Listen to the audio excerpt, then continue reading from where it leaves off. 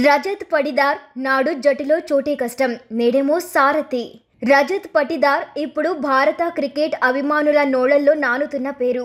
ఐపీఎల్లో అత్యంత ఆకర్షణీయ జట్లలో ఒకటైన ఆర్సీబీ రాయల్ ఛాలెంజర్స్ బెంగళూరు జట్టుకు కెప్టెన్గా నియమితుడు కావడమే ఇందుకు కారణం. కుంబ్లే, ద్రావిడ్, కోహ్లీ, డూప్లెసిస్ లాంటి దిగ్గజ ఆటగాళ్లు నడిపించిన జట్టుకు ఇప్పుడు రజత్ సారథిగా నియమితుడు కావడం ఆశ్చర్యం కలిగించే విషయమే. 3 ఏళ్ల ముందు ఐపీఎల్లో అసలు అమ్ముడే కాని ఈ ఇండోర్ కుర్రాడు బెంగళూరు జట్టుకు సారథి కావడమే విశేషం. ఇంత తక్కువ కాలంలో ఈ ఎదుగుదలకు రజత్ ఆటలో వచ్చిన అనూహ్య మార్పే కారణం. 31 ఏళ్ల రజత్ పటిదార్కు ఇప్పుడు ఆడబోయేది 4వ ఐపీఎల్ సీజన్ మాత్రమే. ఇప్పటిదాకా అతను 27 మ్యాచ్లు మాత్రమే ఆడాడు. కానీ ఆడిన తక్కువ మ్యాచ్ల్లోనే మెరుగైన గణాంకాలు నమోదు చేశాడు. 34.74 సగటుతో 799 పరుగులు సాధించాడు. అందులో ఒక సెంచరీ, 7 అర్ధ సెంచరీలు ఉన్నాయి. అతను తొలిసారి ఐపీఎల్లో అవకాశం దక్కించుకుంది 2021లో. కేవలం 20 లక్షలకు అతన్ని స్వంతం చేసుకునింది ఆర్సీబీ. ఆ సీజన్లో అతను 4 మ్యాచ్లు ఆడి 71 పరుగులే చేశాడు. దీంతో అతన్ని తర్వాతి సీజన్కు విడిచిపెట్టింది ఆర్సీబీ.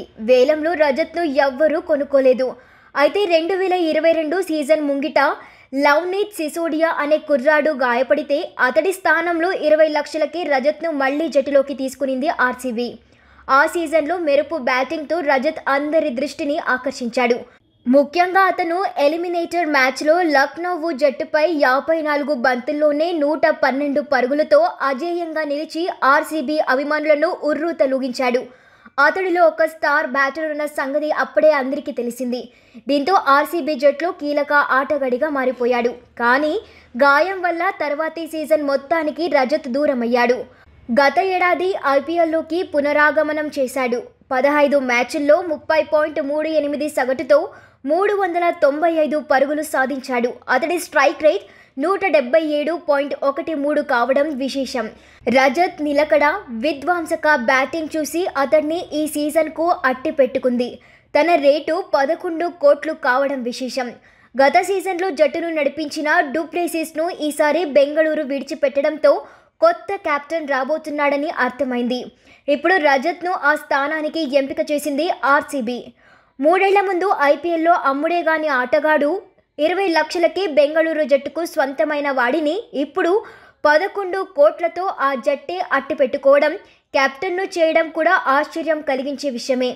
తన ఆటలో వచ్చిన అనూహ్య మార్పే అతడి స్థాయికి రావడానికి కారణం.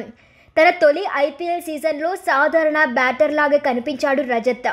ప్రదర్శన అంతంత మాత్రమే. అయితే 2022 సీజన్ ముంగిట అతను తన బ్యాటింగ్ మీద దృష్టి సారించాడు. మంచి టెక్నిక్ మాత్రమే ఉంటే సరిపోదని గుర్తించాడు. ఈ రోజుల్లో ఐపీఎల్లో ఎదగాలంటే విధ్వంసక బ్యాటర్గా గుర్తింపు తెచ్చుకోవడమే మార్గమని భావించాడు. భారీ షాట్లపై దృష్టి పెట్టాడు.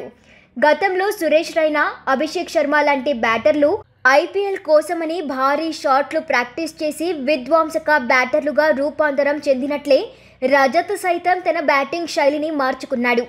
2022-2024 సీజన్లో తన బ్యాటింగ్లో మార్పు స్పష్టంగా కనిపించింది. తన తొలి సీజన్లో 115గా ఉన్న స్ట్రైక్ రేట్ గత సీజన్లో 177 కావడం విశేషం. దేశవాళీ టీ20 టోర్నీ ముస్తాక్ అలీ ట్రోఫీలో సైతం అతను ఇంతే దూకుడుగా ఆడాడు. 60కి పైగా సగటు, 186కు పైగా స్ట్రైక్ రేట్తో 428 పరుగులు చేశాడు సీజన్లో. విజయ్ హజారే ట్రోఫీలోనూ రాణించడంతో తనపై ఆర్సీబీ యాజమాన్యానికి గురి కుదిరింది. ఈ నేపథ్యంలోనే జట్టు పగ్గాలను అతడికి అప్పగించింది. రజత్ పటిదార్ను బెంగళూరు కొత్త కెప్టెన్గా నియమించడం పట్ల విరాట్ కోహ్లీ అభిమానులు కొంత నిరాశ వ్యక్తం చేస్తూ ఉన్నారు. సుదీర్ఘకాలం ఆర్సీబీని నడిపించిన కోహ్లీ 2023లో కెప్టెన్గా తప్పుకున్న సంగతి తెలిసిందే. తర్వాత డూప్లెసిస్ సారథ్య బాధ్యతలు అందుకున్నాడు. ఈ సీజన్ ముంగిట అతడిని ఆర్సీబీ వదిలేయడంతో తిరిగి కోహ్లీ కెప్టెన్ అవుతాడని అభిమానులు ఆశించారు.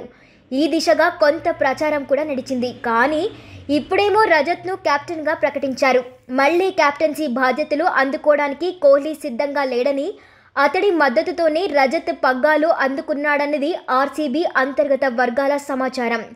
రజత్ బ్యాటర్గా ఎదిగింది కోహ్లీ సహచర్యంలోనే. కోహ్లీకి మళ్లీ కెప్టెన్సీ చేయడంపై ఆసక్తి లేకపోగా అతడిని సంప్రదించాకే రజత్ను ఆర్సీబీ సారథిని చేసినట్లు వార్తలొస్తున్న నేపథ్యంలో విరాట్ అభిమానులు ఈ నిర్ణయం పట్ల ఫీల్ అవ్వాల్సిన అవసరమేమీ లేదు.